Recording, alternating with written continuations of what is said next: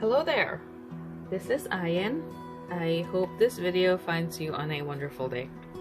Today, I'm making swatch cards for my ink samples. One viewer asked if I can show my swatching process, and I said I will film it when I get new inks. But then I realized I have a bunch of footage on my phone, and this one is part of one of those footages. Disclaimer, this video has not been trimmed, so there are very winded stuff going on. I don't edit, so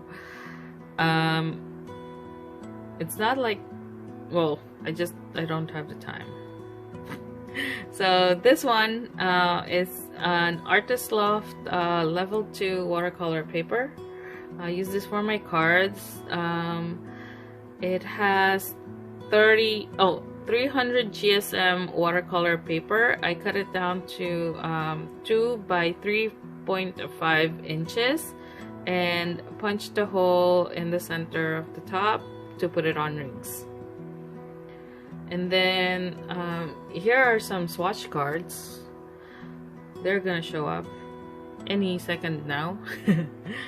So this swatch cards, actually I'm inspired by Miss Manda B, or Inksplat. So I always watch her her videos, like when she gets new inks, she makes swatch cards, and I got that's the inspiration on how my swatch cards look like. So these are swatches from of the inks that I got from Pen Friends. In this video, you'll see me just keep flipping through them. Maybe I was choosing favorites. And I'm just explaining where I got them from. I got these ink samples from a pen friend, Nadia.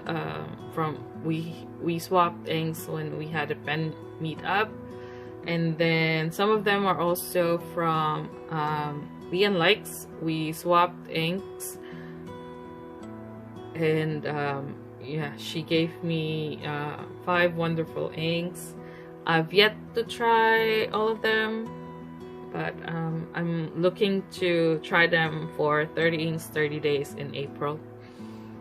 And then yeah, well, while I'm just flipping through them, let me ask some questions. What do you think about like swapping ink samples that you've already tried? Like, you bought them because you like the color, the swatch on the online store, but when you try them you didn't like them. What do you do with those? Because they accumulate and I thought maybe it's a good idea to like just send them to friends, swap them around, see if they if you think that it's an ink sample that a friend would like, do you send them over even though you've already tried it, you know? Just wondering, do you even swap inks with friends, and how do you do it? Next up, I'm gonna be showing some of the tools. This is a palette knife.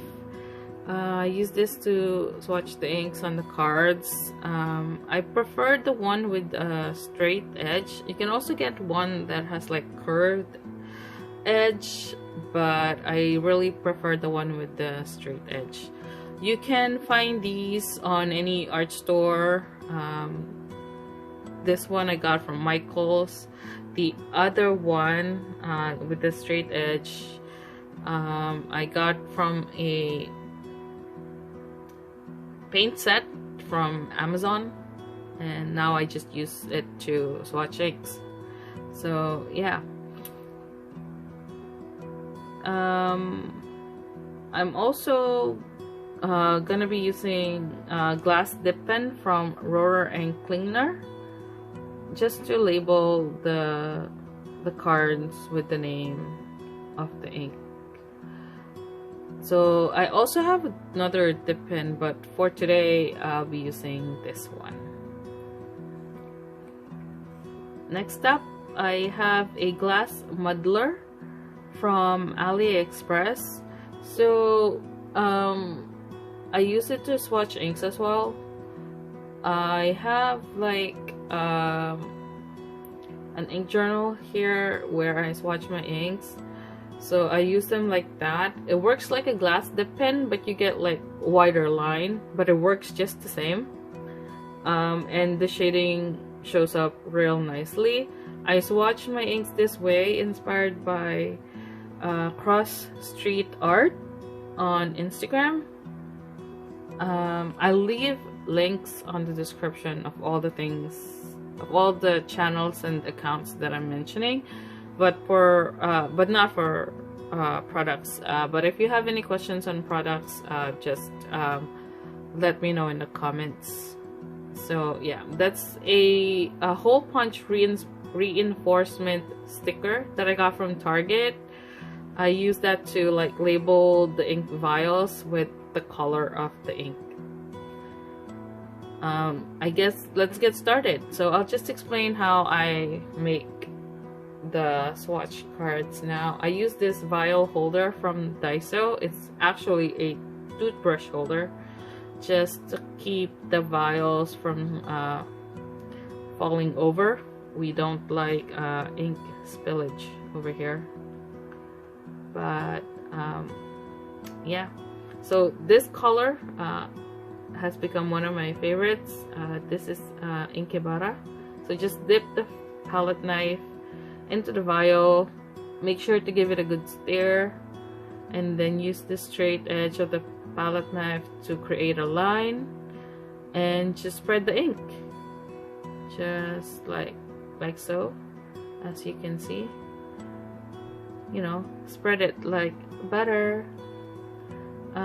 Yeah, and make sure to just get enough ink to cover the surface. You can also like build up the color by like having spaces where there's more ink, and you can move around the ink on the swatch card as well to make sure that you get like darker areas and lighter areas. I like painting the edges because it's easier to find them when they're on rings, because you know, when they're all bunched up together and you're trying to find like a certain color, having the edge painted, it's easier to just flip through those colors. You know, it can be a mess trying to like find ink swatches. So now I'm just using the glass dip pen to make to draw a line just above the swatch, just to see how wet the ink writes. Sometimes an ink will like, you know, show up wider, but it doesn't like really work on all of the inks. And then I also just use it to like label the cards, where I got it from, the brand, and the ink name. So this is Inkebara Sand. It's very pretty. Also, just make sure that you like lay it flat, because the watercolor, when it gets wet, will curl. So yeah, just let it dry on its own on a flat surface. And that is how I make my swatch cards. If you enjoyed this video, give it a thumbs up. If you have any questions, or if you have anything you wish to see next, let me know in the comments. And please consider subscribing for more videos like this and turn on notifications to be updated of future uploads. And thank you for watching. Have a good day, and I hope to see you on the next one. I will leave you with some swatching and calm music, and bye.